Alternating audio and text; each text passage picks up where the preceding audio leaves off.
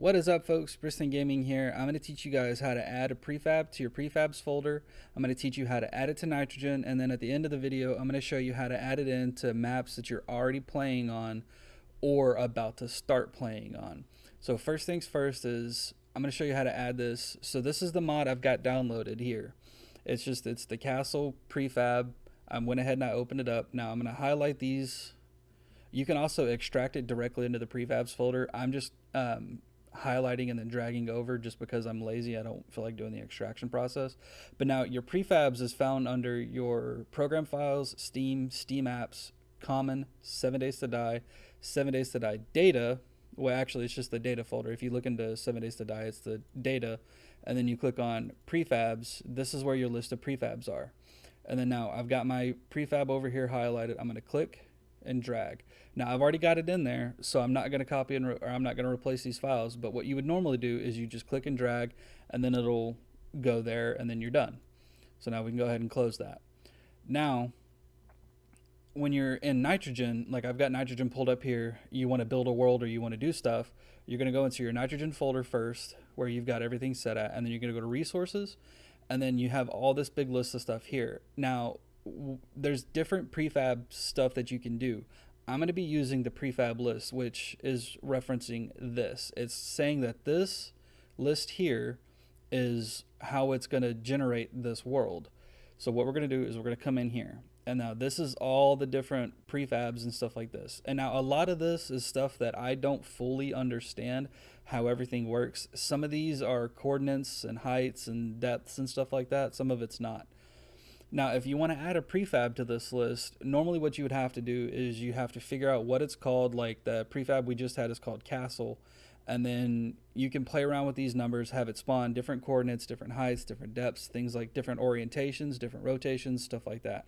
Now, this line right here has already been added. And 2 videos ago, I showed this castle prefab off. This is actually, I will link it in the description again to show, where I got these coordinates and stuff. Somebody was polite enough on the Nexus forum or not Nexus forum, but Nexus mod page to go ahead and post how they add this in. And it works a lot. Now you can even actually add this to not just alone. You can actually put it to where you can say Old West if you wanted to. Like if we go ahead and copy and paste that, I'm gonna come down here and, oh, it's already here. So instead of saying alone, I'm going to say Old West. And then if you wanted to add another one in somewhere, and you could even add a trader to it, or you can add it to city center, downtown, stuff like that. It actually changes where it's going to spawn. It could spawn in with a whole bunch of other stuff in the middle of a city. It could spawn in, off by itself. But let's go ahead and we're going to do a control find, and we're going to look for DY. That might not be specific enough. I have got a bunch of different prefabs and stuff that I've added in over time to this list, so I'm trying to remember everything I've added in without having you guys just sit here and go, what the crap is this guy doing? Here we go. DNY.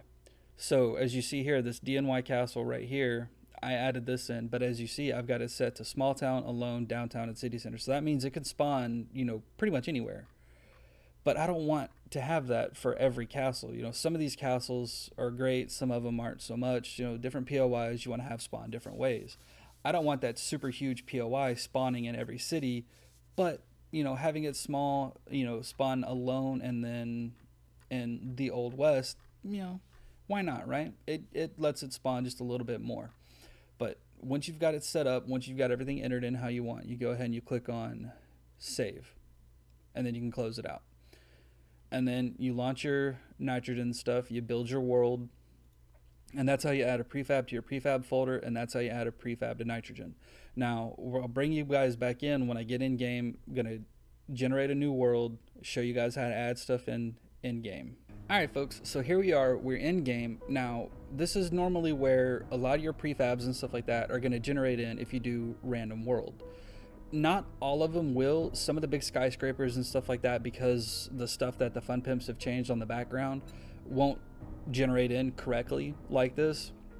And some mod authors that build the prefabs and stuff, they set them specifically, like forget all these other maps and stuff I have here, but they'll set them to pre-gen 3, 2, or 1, or some will even have them set for Navigating.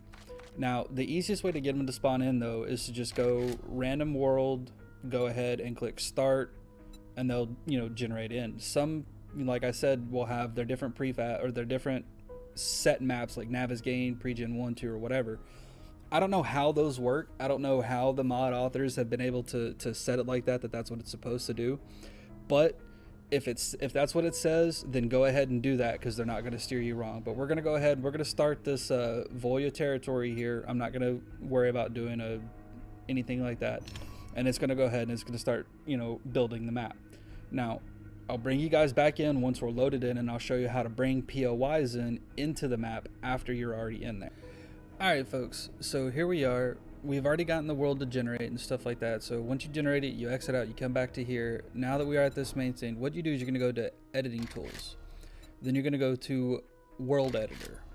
Now you're going to select your world here on the map, the Voyeur territory. That's what we're going to do. We're going to select load world, click on it, and then we're going to click start. And then it's going to load through. And I know it's a big, long, convoluted process, but it's going to load through. I'll bring you guys back once we're in. All right, guys. So here we are. We're in the game now. We've done all the stuff. We've logged in. We're in the world editor. So what you want to do is you want to find a spot to put your prefab. Now, ideally, the spot where you're going to add your prefab in is going to be flat. Now, when you're doing a random world and stuff, it's kind of difficult to find flat spots because you see it's just all hilly as butt for no real reason. But it doesn't really matter too much if it is. So we're going to go... We're going to go over this way. It doesn't have to be super flat. You can actually do a little bit of terraforming and stuff. I just don't want to have the water be all around us. And we're going to find a spot where we can add in this prefab. Now, it's important to note here, when we get done with this, I'll show you guys how to delete regions so you can add a prefab in if you've already been playing on a map for a long time. I'm not going to go back through and show you how to re-add a prefab after I do that. I'm just going to show you how to delete a region, and then that's what we'll do. But right here we go. This is a good little spot. Road kind of ends there at that little pond. We're going to build this way. Okay, so what you're going to do is, it's important to note too that wherever you're going to spawn in a prefab, everything goes northeast for some reason. I don't know why, but that's just what it does. So you want to make sure you give yourself plenty of room from where you're going to spawn. Otherwise, it's going to, just grow out and cover the road and everything like that as it goes northeast. So what you're going to do is you're going to hit Z. This little box here is where the prefab is going to spawn, and then you're going to hold G. You're going to hit Z to spawn it, and then hold G as in golf to you can raise it up, move it down, you can move it left, right, forward, back, stuff like that. So we're going to make sure it goes into the ground just a little bit like that, and then we're going to release G, and then you're going to hit K, and you're going to go dynamic prefab. Now this is where you're going to spawn in all the different prefabs you have here. So as you see here, we just have a ton of different prefabs that we can add. You can add a barn, bomb shelters, stuff like that. So we're going to add in, what do we want to add in? I don't want to add in a super big castle or anything like that. You know what we're going to do? We're going to add in just a small little cabin, cabin 12. Click it. And then you're going to say load into prefab. And then there you go. That's the prefab there. That's what the prefab looks like. Now you can actually come here and you can hold G again and scooch it back a bit if you want. And then as you've got it highlighted like this, you know what? We're too far back, that tree is in the way. So we're going to scooch it up just a little bit like that to where the tree is no longer a problem. And then if you hit K again, it pulls this up. So now you can actually change the way that it's facing. So right now it shows the front is facing to the east, which, if I hit K again, or I'm sorry, if I hit escape, the east is directly behind us. So it's going to be facing this way. So that's what we want it to be. We want it to be facing. Now you can delete the prefab. You can change how it's facing. Now it's saying the front is north. We want it facing east. You can replace blocks with air. You can do a lot of different stuff with this, but we're not going to do that. We're just going to say save prefab location, and then we're going to click escape. And then what we're going to do is we're going to type in F1, and we're going to say save world. Now the world is saved. Now that prefab, why won't it let me? There we go. Sorry, I forgot you have to click on it to deselect it. And then we're going to do save world again to save the world. We're not really saving the world, but we are saving the world. You know what I mean? Now that it's like that, now that we've got the prefab in, you're going to go ahead and you're going to, before we, fall to our death, what we're going to do is we're going to go ahead and escape, and then we're going to say exit, and then we'll come back in so I can show you the prefab. So we're going to go ahead, and now we're going to go to continue game, Voya territory, that's where we're going. And then it's going to load us right back in. Hopefully it won't take too long, but I'll bring you guys back when we get in. All right, folks, so here we are. We're in the world. We see the POI. There it is. Now, it's not exactly facing the way I wanted it to, but it's okay. I mean, it still works. It still looks good. And you got the little pond there. We can run up these stairs here and run this way and run around here and then come inside, and you've got all the stuff here that you would want in a POI, except for a tree growing through the middle of it. That's not what I wanted. I probably should have moved it back a little bit farther. That tree's like right there. It ruins the POI. But that's, what happens when you add in a POI. Sometimes, stuff like that happens when you add a POI into a world. That's why it's important to pick a flat spot and a spot that you've never been before. But speaking about a spot that you've never been before, so if you're adding a POI into the world and you've already been playing on that world for a long time, you have to delete the region where you want to add in the POI. Now, it used to be where you could come here and you could hit F3, and then you would have a little thing here on the left-hand side that would say chunk, and that would tell you the region you're in. I don't know why they took that out.